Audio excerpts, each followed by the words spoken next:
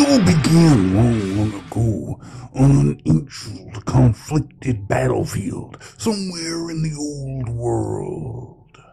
It had become a grim bloodbath, and both sides slumped beneath the circling vultures on the reeking, gore-soaked battlefield.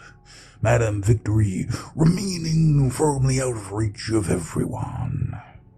Mutual exhaustion led to a truce being called, whereupon the leaders of both sides attempted to parley. As the leaders argued, the ordinary troops fell where they stood, thankful for any respite from the slaughter. Monk, a leader of a small orcish band, was sitting with his first sergeant, indulging in his favorite sport of bogey flicking. Having won this absorbing competition with a deft over-under move, Monk waved his scrawny companion away, leaning back, wondering when this parley nonsense would be over so he could get back to the real fun of wholesale slaughter. He gazed out over the battlefield, grinning with fond recollection at the piles of dwarf corpses. Their last stand had taken place in a bowl-shaped depression. At the southern end of this stood a strange silver dome, undoubtedly another of the many ancient constructions left over from a previous, more peaceful time. It was against this dome that the orc now rested his head. Bored with simply sucking his teeth, and motivated by a thunderous rumbling in his belly, the orc began scrabbling in the sodden earth in the hope of finding a juicy earthworm or two in which to snack. His battle-blunted claws hit something hard and smooth. He pulled, but to no avail. He scrabbled. Nothing happened. Then he pushed. Something went in, something else clicked, and finally something that was the side of the ancient building slid upwards to let stale, dry air pour in from the dark interior.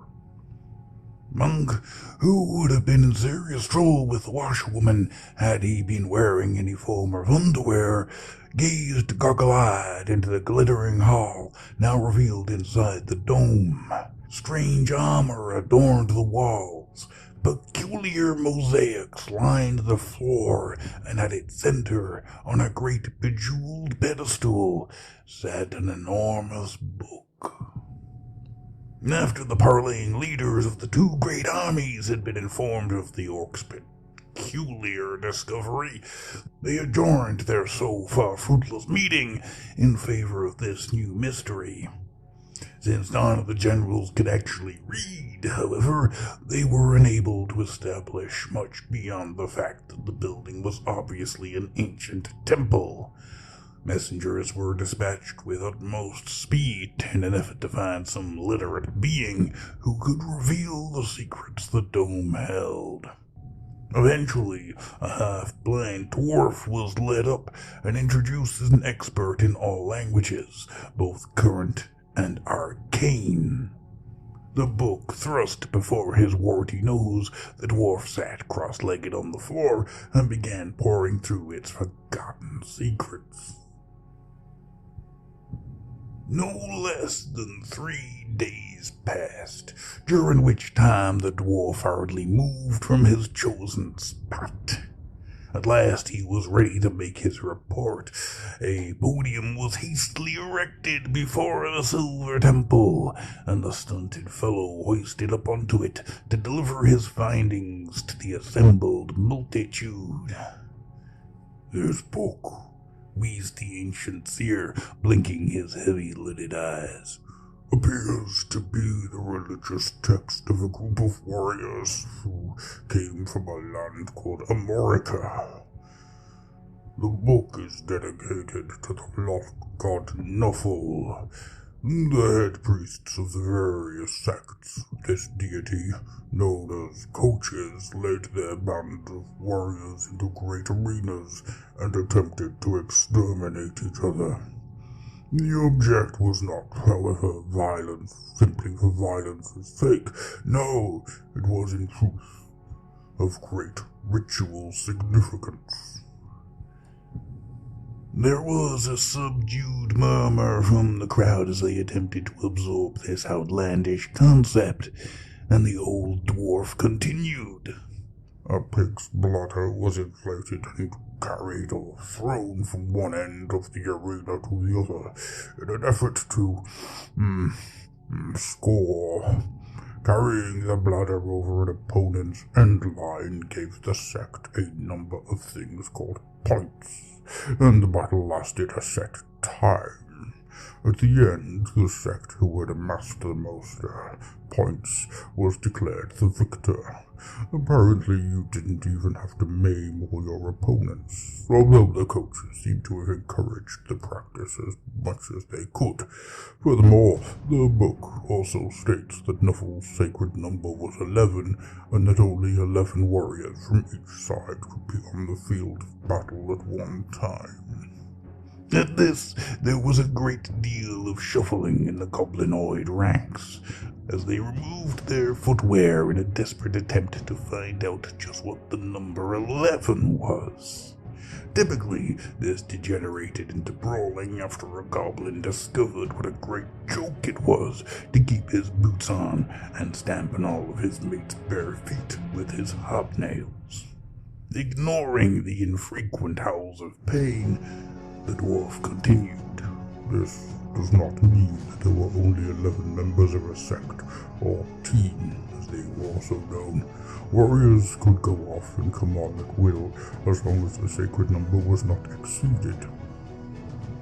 One could also hit an opponent at any time, as long as one did not use a weapon. Nuffle said that one's body was one's weapon, and although he allowed armor, all weapons are forbidden in the arena. It is also written that the arena for this conflict was a rectangular field set within a huge bowl. All eyes turned to regard the shape of the battlefield in which they had gathered, where large squadrons of overstuffed vultures were making feeble attempts to get airborne again. It seems to me, continued the dwarf in a loud voice to regain their attention, that Nuffle has seen our dilemma and is trying to resolve it. I suggest that a team is put forward from each side and that our differences be resolved in this fashion. A murmur of assent rippled through the crowd, soon rising to a roar of agreement, except that is for the corner in which the goblins were standing, since they were all still exploring the intriguing new possibilities of foot stomping. And so it was that the first game of Nuffle Americal football, as it soon became known, took place. A pig's bladder was inflated, much to the pig's consternation, we must add. Armor was taken from the temple and placed on chosen warriors from either side. The teams lined up, a shaman referee, dressed in fresh zebra skin for the occasion, blew a whistle, and the game was away. There was no proper pitch, no lines, and very few rules, and to this day no one is quite sure who actually won. There was a suitably large amount of carnage, however, and everyone agreed they had really enjoyed themselves. The battle was forgotten, and the various sides dispersed to carry the exciting news to their homelands, where every tribe quickly rushed to field a team. It was while those who remained swept up the mess that they discovered a strange green surface just under the bloody mud of the battlefield, a surface engraved with peculiar symbols and lines. The field was scrubbed clean, and the workers were hushed, aware of the significance in their find. At last, the sacred gridiron, spoken of in the book, was revealed. The dwarf seer, who had adopted the name of Secret Commissioner Roselle, after a priest of high standing mentioned in the book, offered a prayer to Nuffle and began to organize the first sect meeting. His mind burned with plans for the future, plans that would culminate in the toughest sects meeting in a physical offering to the great god, the Blood Bowl.